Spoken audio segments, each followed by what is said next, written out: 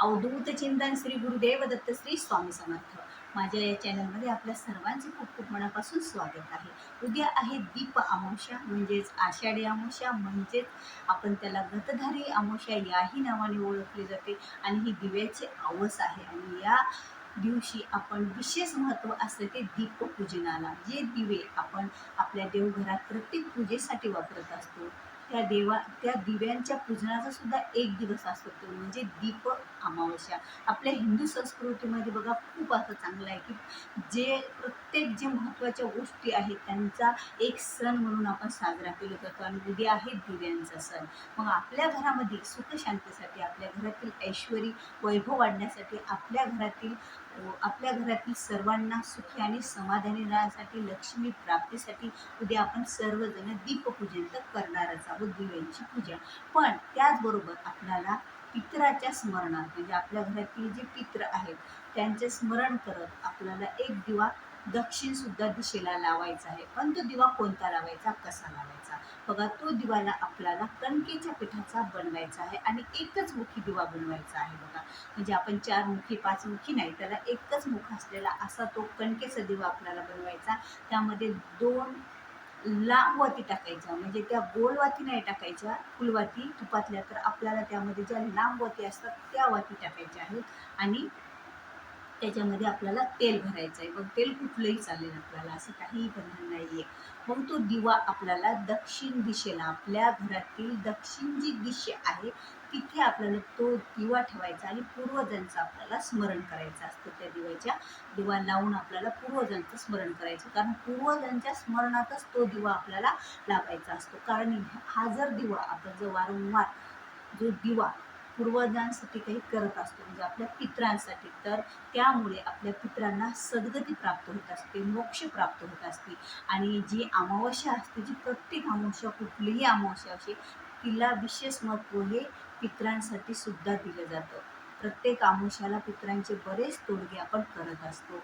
आणि त्याचपैकी हा एक उद्या दीपपूजन आहे. दीपपूजनाची अमावस्या आहे, त्यामुळे आपल्याला पितरांसाठी दक्षिण दिशेला कणकेचा, तेलाचा 2 वाती त्यात टाकलेला असा हा दिवा पितरांचं स्मरण करत, पूर्वजांचं स्मरण करत आपल्या लावायचा आहे दक्षिण दिशेला. हा एक उद्या आपल्याला आवर्जून उपाय करायचा आहे. या उपायाने आपल्या पितरांना सद्गती प्राप्त होते, त्यांना मोक्ष प्राप्त होते आणि त्यांचा आशीर्वाद आपल्या पाठीशी कायम राहतो. कारण देवी देवतांचा आशीर्वाद असेल, पण पित्र जर आपल्यावर नाराज असतील, आपल्याला पितृदोष असेल, तर आपली कुठले बरेच कामेही आडलेले असतात. म्हणून उद्या आपल्याला आपल्या घरातील दक्षिण दिशेला आपल्याला पितरांसाठी असाही दिवा उद्या आवर्जून लावायचा आहे.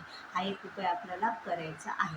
आता दुसरा एक उपाय आपल्याला करायचा आहे, म्हणजे काय, आता आपल्या सर्वांनाच माहीत आहे की गाईचं पूजनाला सुद्धा पितरांसाठी विशेष महत्त्व असतं. आणि त्याचबरोबर उद्या आपण जी दीप अमावस्या आहे, अमावस्या म्हटलं तर लक्ष्मी पूजनाचा सुद्धा दिवस असतो, लक्ष्मी प्राप्तीचे काही तोडगे करण्याचा सुद्धा हा दिवस असतो. आणि तुम्हाला सर्वांनाच माहीत आहे, आपल्या गोमातेमध्ये 33 कोटी देवांचा सहवास आहे. तर देवांचा वास असल्या कारणाने उद्या आपल्याला गाईला सुद्धा एक गोग्रास आपल्याला खाऊ घालायचं आहे, गाईला चारा खाऊ घालायचा आहे. पण चारा खाऊ घालताना आपल्याला विशेष महत्त्वाची गोष्ट, चारा खाऊ घालताना आपल्याला हा मंत्र म्हणूनच चारा खाऊ घालायचा आहे. तो मंत्र कोणता आहे बघा, रक्षामी धेनुं नित्यं, पालयामि धेनुं सदा, धाययामी धेनू सम्यकम, वंदे धेनू मातरम. आता हा जो मंत्र आपल्याला गाईला, जो आपण गोग्रास खाऊ घालणार आहोत, जे आपण गाईला ग्रास खाऊ घालणार आहोत, म्हणजे घास द्यायचा, आपण गवत त्या वगैरे असतो, चारा असतो तो गाईचा, तो खाऊ घालणार आहोत, त्यावेळेला आपल्याला हा मंत्र म्हणूनच आपल्याला खाऊ घालायचा आहे. यामुळे आपल्याला 33 कोटी देवांचे आशीर्वाद प्राप्त होतो, आपल्याला गाईचे आशीर्वाद मिळत असतात. आणि गाईमध्ये लक्ष्मीचा सुद्धा वास आहे, आपल्या सर्वांना माहीत आहे. त्यामुळे उद्या दीपपूजनासोबत ह्या 2 गोष्टी, हे 2 उपाय आवर्जून आपल्याला करायचे आहेत महिलांनो. एक तर आपल्या घरात तो दिवा लावायचा दक्षिण दिशेला पूर्वजाच्या स्मरणात, आणि दुसरा म्हणजे आपल्याला गाईला गोग्रास खाऊ घालायचा आहे आणि हा मंत्र म्हणूनच खाऊ घालायचा आहे उद्या, कारण या मंत्राला उद्या विशेष महत्त्व आहे गाईला चारा घालताना म्हणण्यासाठी.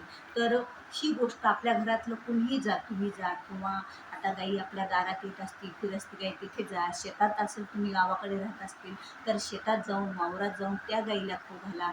नाही तुम्हाला जमलं तर गोशाळेमध्ये एखाद्या जाऊन तुम्ही उद्या सायंकाळपर्यंत गाईला हा चारा आपल्याला हा मंत्र म्हणून खाऊ घाला. तर आपल्याला 33 कोटी देवांचे आशीर्वाद उद्या आपल्या पाठीशी राहणार आहेत आणि गायींचा आशीर्वाद ज्या वेळेला राहतो ना त्यावेळेला आपल्या बऱ्याच समस्यांचं निवारण होत असतं आणि लक्ष्मी प्राप्तीसाठी विशेष असा हा तोडगा आणि उपाय आहे. तो सर्वांनी आवर्जून करायचा आहे. अगदी सोपा उपाय आहे. एरवी पण गायीच्या पूजनाला आपल्या हिंदू धर्मामध्ये खूप असं महत्त्व आहे. आता आपल्याला दररोज तर गायीसाठी काही करणं होत नाही, मग आपल्याकडे संधी चालून आलेली आहे उद्या गायीची सेवा करण्याची आणि तेही आपल्या फायद्यासाठी, म्हणजे आपल्याला सुद्धा लक्ष्मी प्राप्तीसाठी बऱ्याच समस्यांचं निवारण होण्यासाठी. तर म्हणून आपल्याला उद्या गाईसाठी हा एक गोग्रास घालायचा आहे. बघा महिलांनो, आता उद्या आपल्याला बऱ्याच सेवा करायच्या आहे. उद्या आपल्याला लक्ष्मी आपल्याला उद्या लक्ष्मी म्हणजे आपल्याला घरामध्ये लक्ष्मी प्राप्तीच्या सेवा तोटे करायचे आहेत.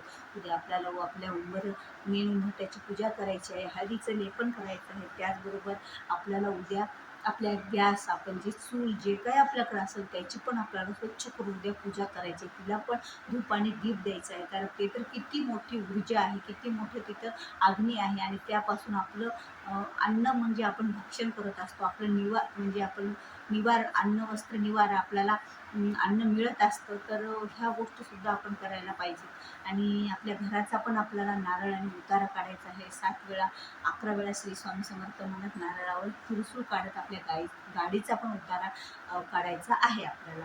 तर उद्या अशा बऱ्याच सेवा आपल्याला करायच्या आहेत. वल्गा सुक्त आणि कालभैरव अष्टक आपल्या हातावर मोहऱ्या घेऊन 11 वेळा वल्गा सुक्त आणि 11 वेळा कालभैरव अष्टक तो एक उपाय करायचा आहे. तो आपल्याला म्हणायचा आणि आपल्या घरात तो सगळीकडे शिंपडायचा आहे. या उपायाने सुद्धा आपल्या घरातील नकारात्मक ऊर्जाही बाहेर निघत असते. म्हणजे जो तर दिव्याचं पितरांसाठी दीपपूजन करणार आहोत, परत आपण गाईला गोग्रास पण घालणार आहे. पण तुम्हाला मी आठवण, तुम्ही तर करणारच आहे, तुम्हाला सर्वांना माहीत आहे. पण उभं आता या व्हिडिओद्वारे मी तुम्हाला त्याची आठवण करून देणार आहे, द्यायला की उद्या आपल्याला एवढ्या सेवा करायच्या आहेत दीपपूजनासोबत. तर व्हिडिओ आवडल्यास व्हिडिओला लाईक करा, शेअर करा, नवीन असाल तर सबस्क्राईब करा. झालेली सेवा श्री स्वामी महाराजांच्या चरणी अर्पण करूया आणि आपला आजचा व्हिडिओ इथेच थांबूया. श्री स्वामी समर्थ.